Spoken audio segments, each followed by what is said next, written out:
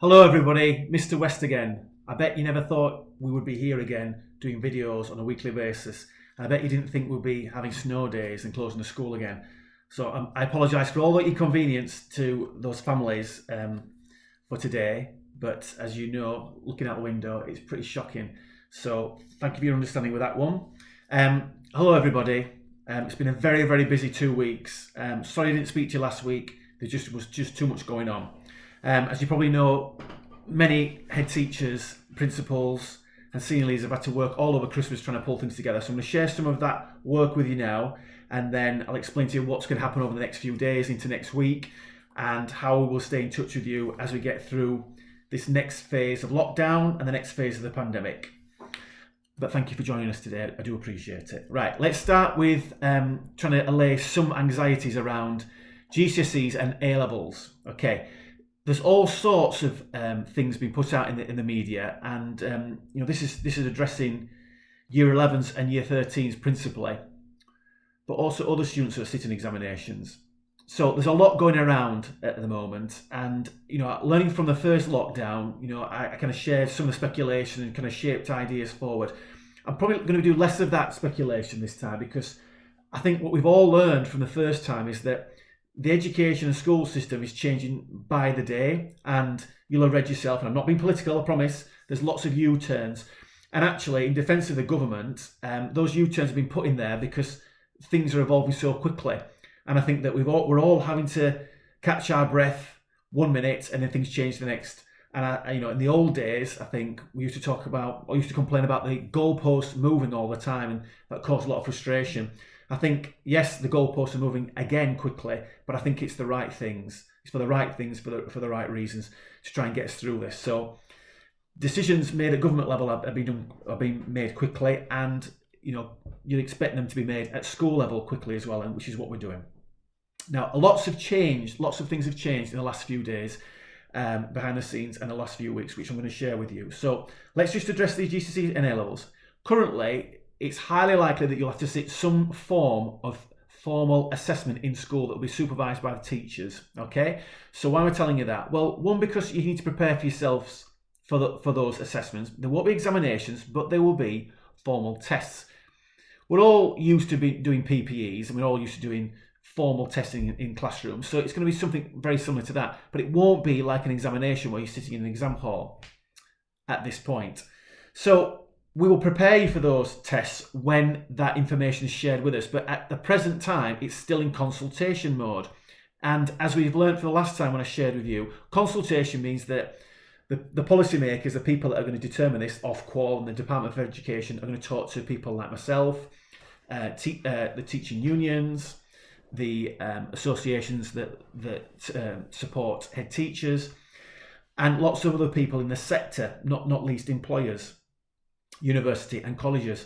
And once that consultation has been completed, they'll come up with what they think is the best next step for all of you. Okay, once I've got the information, I'll share with you how that will look and how you'll be assessed in terms of getting those grades to move on in your learning. All right, so watch out for that.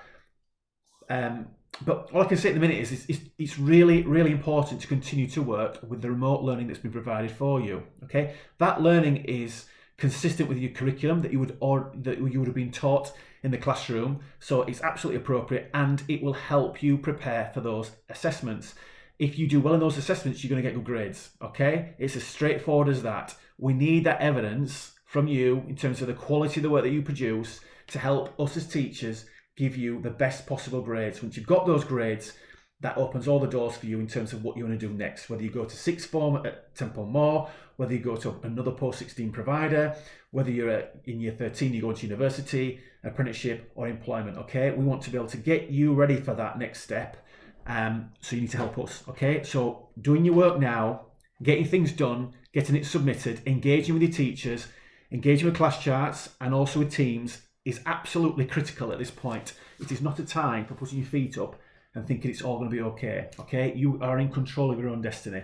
So that's the first thing. Second thing, just talking about remote learning for a second.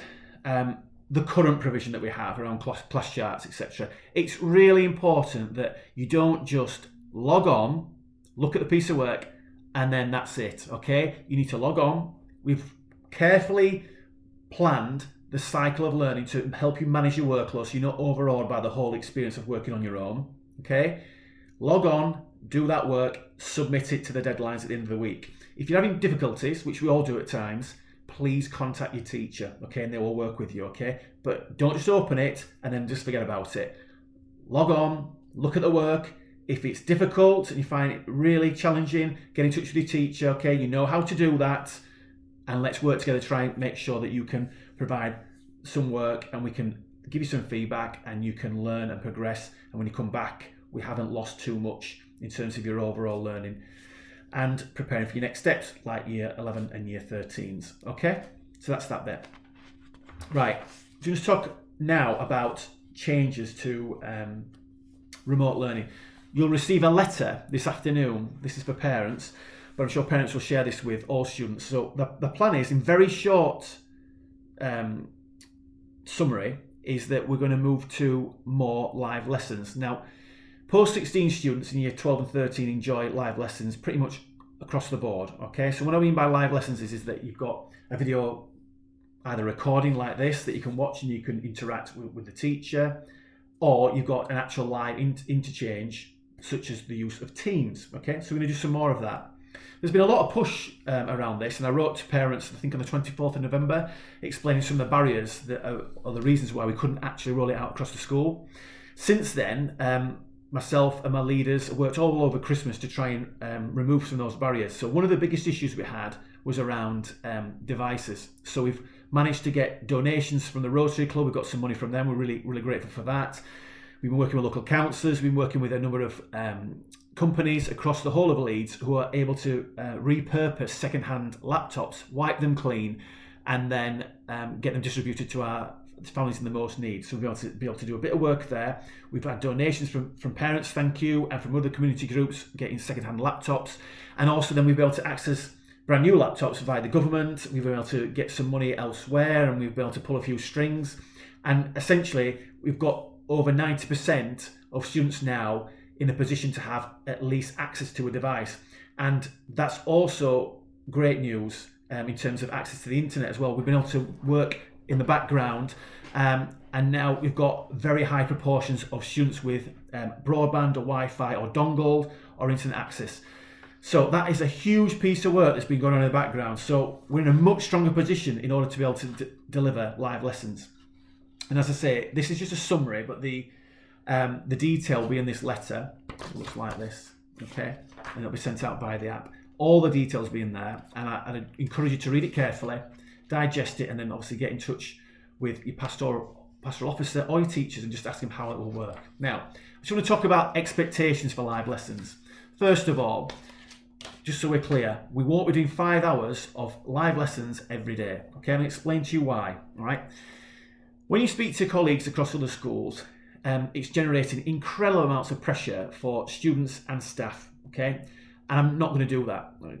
What we've learned is that students and staff are experiencing burnout because they are sitting in front of a screen like this for 5 to 6 hours a day, which is not good for anybody's physical nor mental health. Okay, and we've all read the reports about children's eyesight and the impact of screen time, and also the fact that they're actually sitting there not moving around and engaging with other people. Not healthy. Okay, so what we've done is we try to strike a balance between the offer that we've currently got, which is really strong. I'll explain why I think it's strong in a moment, but I want to enhance it with some live lessons. So we're going to start with year 11s next week, and then we're going to move on to the rest of school from the 25th of January.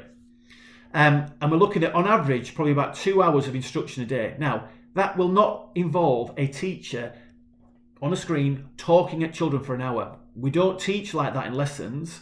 We won't be doing it at home, okay? So it may be that in that hour slot, a teacher's interacting with the children for maybe 40 minutes, and there's a 20 minutes, some downtime to get away from the screen, to go stretch your legs, to do something else, get a drink, have a chat with someone, do a bit of social media, whatever it might be, okay? A bit of fresh air, ideally. And then they'll come back to doing some learning in the next lesson, okay? In that 40 minutes, it doesn't mean the teacher's going to talk for 40 minutes. It's going to mean that they might talk to you for 5 or 10 minutes, give you some instructions, they'll switch the cameras off and the microphone, and you'll go away and do some work. And then they'll come back to you, okay? But we're going to start working on this in the coming weeks, and I want you to work with me and my staff in a positive manner, okay? So there'll be various protocols to follow around your behaviour. So there's been a revised behaviour policy. So there's some protocols around making sure that we don't have any inappropriate behaviour, because again, when I speak to colleagues in the schools, there's a number of times where either children are behaving appropriately, shouting out, and we've even had parents in other schools behaving inappropriately or shouting out. I can't sanction parents, but I can sanction students. So please be minded there's some changes to that, and expectations will be extremely high, okay? Now, I sort of talk about the provision in terms of the existing remote learning. When you look at the learning, as I have over the last couple of weeks, and Quality showed it either in school, where we've got maybe 60 or 70 children a day, or online when I've actually looked at what children are doing, it's brilliant, okay? The quality of work that children are handing in is fantastic, and the quality that is being provided for them is pretty high. So I'm really happy with that. So I don't want to remove that, because that's working really well, all right? So what we want to do is, as I say, enhance it, which is why we're moving to some more live lessons, but it will not be 5 hours a day. So please do not expect that, because if you look at the evidence, and we've tried to plan our curriculum accordingly all the time with the best possible evidence. There's an article which will be in the letter. There's a link to it from Ofsted, and Ofsted say that live lessons is not the gold standard. Okay, it is not a panacea. If you don't know that word, you can look it up. Okay, it's not a panacea for solving all the problems of the world. Okay, but what we do need is we need some interaction. So I think we've worked tirelessly in the background to make sure that we've got people with devices, and then we can obviously roll this out. So that's really positive news. Having said all that, I am aware that there are still dozens of families without access. So we are still working to get as many devices as possible, because next thing is, what I don't want to do is invest all this time and energy and money into devices and to the platforms that we deliver work on, and then simply at the end of the pandemic, put them in a drawer and not use them. I want this to be part of our curriculum going forward. So we've got some little projects in the background, which I'll share with you when they've come to fruition, and we've got some impact about how we might use this to enhance our curriculum way beyond the pandemic. Okay, I'm really excited about what we can do with this. And as I say, we've learned from other people, we've learned from their mistakes, we've learned from our own mistakes, and I'm hoping that this is going to be really positive. So please bear with us, please be patient, and hopefully it'll be well received. Some exciting news there. Right. Next week, we're also going to try and look at some live assemblies. So you'll probably get an invite to an assembly with me, and we'll have a little chat about things. We'll talk about the pandemic, we'll talk about some other areas of interest, and we'll just talk about some areas of learning of the world that might not necessarily be just in your subject lessons. So please look out for that. Okay. Right, I think that's it. Oh, one more thing. Year 11s, okay? You'll be received some information from Mrs. Britton, I think a video and a letter or some other information about some one-to-one interviews around what you're going to do when you leave us, whether you come to sixth form at Temple Moor, which obviously we encourage you to do, but also whether you want to explore other opportunities at other post-16 providers, and obviously we'll provide you the guidance for that. And also, do you want to access apprenticeships, etc., etc. The world of work and the labour market is obviously going to change, and we want to provide that support for you, so that those one-to-one support meetings will be done via Teams, as you'll understand, but we want to start that next week, so please look out for that. Okay. Right, last thing then, behaviour. If you are in a Teams lesson, just to let you know, it'll be very similar to what happens in school. You'll be given a verbal warning, and then what might happen after that is if you can't follow the instructions and you're behaving inappropriately, you may be asked to leave the lesson, okay, you'll be excluded. Live lessons are a privilege, and I hope you embrace that and use it to its best effect. Okay.